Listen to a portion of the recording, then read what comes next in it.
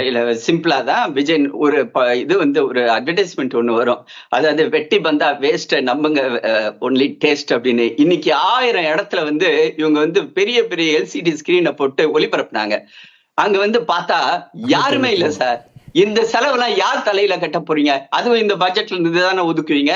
அதே மாதிரி பாத்தீங்கன்னா இந்த பரவலாக்கணும். பட்ஜெட்னா எல்லாரும் பட்ஜெட் வந்து சாமானிய சேர வேண்டிய விஷயம். பட்ஜெட் வந்து ராமர் கோயில் திறப்பு விழாவை ஒவ்வொரு இடமா எல்இடி வச்சு காட்டுறீங்க. பட்ஜெட்டை காட்டுறது இந்த அரசு. நீங்க பிற்போக்கான விஷயத்தை காட்டுறீங்க, முற்போக்கான விஷயத்தை காட்டுறது இந்த அரசு. இது யாரோட செலவுல வந்து இந்த தலையில கட்ட போறீங்க? ஐயா, இது தமிழக அரசுடைய செலவு.